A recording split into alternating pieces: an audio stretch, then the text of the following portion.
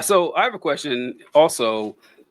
This was after your military service then, when you started moving to the, because I was in the military as well. I was in the Army, and I started my leftward creep, but we sped up while I was still in the Army.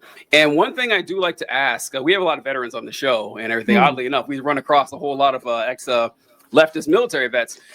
Was there a time when you were in where the light bulb kind of went off, where you're thinking, oh, we're not actually fighting for anybody's freedom at all. What we're doing is we're acting as the muscle arm of multinational corporations. And it's very apparent. And I remember having this conversation with a couple of guys in my platoon, maybe 7-8 years ago. And we all sat around and said, yeah. And it was interesting seeing how different people coped with it. Because I felt very uncomfortable about it. So this is obviously wrong. Another guy's like, yeah, it might be, but who cares? I'm still doing it. They're paying me and I'm going to keep on doing this. And people compartmentalize it in different ways. Was there a moment like that for you while you were still in?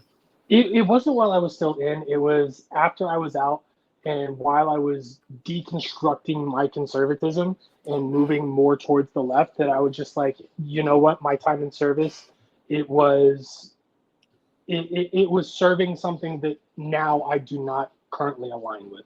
It was serving, basically the imperialism wall that was over my eyes fell. Afterwards. Yeah. Because I realized afterwards that I fell for the imperialism, for the imperialist propaganda that was, the recruiters coming to your school. It's easy to do. Those evil recruiters. I was a recruiter, so that's why John is. I was a recruiter for a while. I was a recruiter for a couple of years. Yeah, but no, it's really easy to do. Like while you're in service, especially during training. During training, you are singing the songs, and you are. If you hear military cadences, they're actually really funny. A lot of them, they center around basically three things. They center around training you to realize that, hey, we want you to kill people. You need to be okay with that and joke about it. It's kind of funny. Or they joke about you getting injured or you getting killed or about someone banging your lady while you're gone. Those are pretty much the three things that they sing about consistently. But you do get kind of swept up in the moment. You're like, oh, wow, I'm Luke Skywalker here. I'm on a special mission. Oh, I don't know if you're Darth Vader, but I'm on a special mission here. I'm the hero of this story. I am the cream of the crop of the nation. I'm the best and brightest. And you're surrounded by everybody else doing the same thing. And it's really easy to get into. Zeke here commented, I cannot stand right-wing content. It's too much hate. Yeah, I don't know how anyone else does either. I don't understand it. It's how anyone can sit there and listen to that shit consistently. Zeke says, for veterans on the show, awesome. I actually follow Jeremy on YouTube. He is a veteran socialist. John and I, that's another thing John and I talk about a lot, how many veterans we have coming on the show. We need to have maybe a segment or something that we do with this content, because this is something that we discuss all the time, that we saw the results of the last election, that young men in particular are going haywire. And I think that they're not given for some reason they're missing out on people to look up to, on role models, on masculine coded men on the left. And we need to push that as much as we possibly can. Absolutely. So they don't fall down this alt-right pipeline that they seem to be falling down.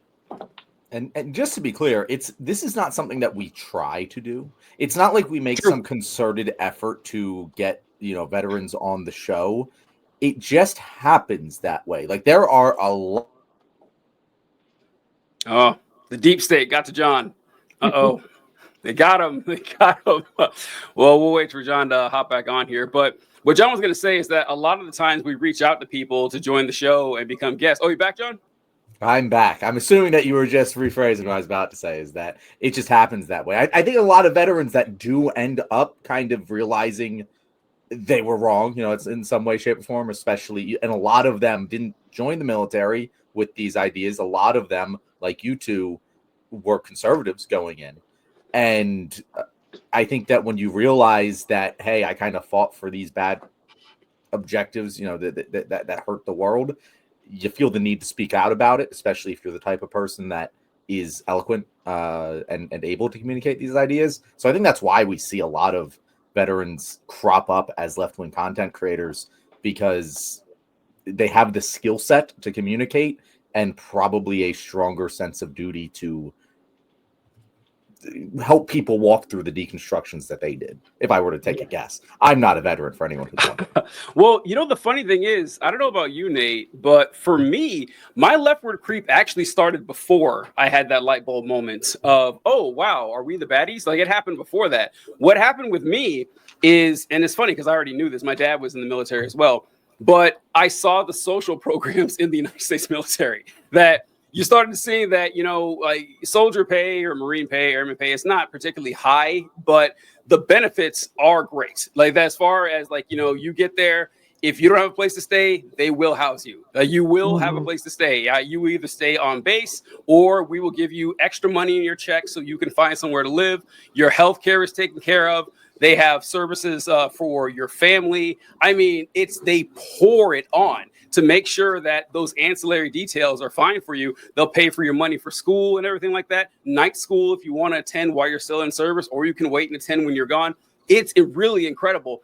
And I kept looking at this and it's like, okay, why do I get this and everybody else doesn't? There is no reason. And what they'll try to say is, well, you don't understand. People in the military, they're making a sacrifice for the nation. Who the fuck isn't? Like, who isn't, right? I mean, everybody is working in this together. And because I wear green every day and get yelled at by somebody, I'm the one who gets to have free healthcare. No, that's actually what started it for me. I don't know about you. Well, actually, it didn't hit you until later, Nate. yeah, but that's actually the argument that I make now for socialized programs. Is the fact that in the military we got food, we got housing. If I break my leg today, I don't have to worry about the medical bill. I don't have to worry about the ambulance ride. And TJ often likes to say that the military does things because they work. More so than any other organization. The reason the military does something is because it works. And I would actually, TJ, I would call bullshit on we're doing this because our soldiers make sacrifices. It's like, well, no, that's kind of bullshit. You're doing this because you want to make sure that their housing is secure, their medical care is secure, so that they can focus on the job at hand and be more productive at the task that they're given.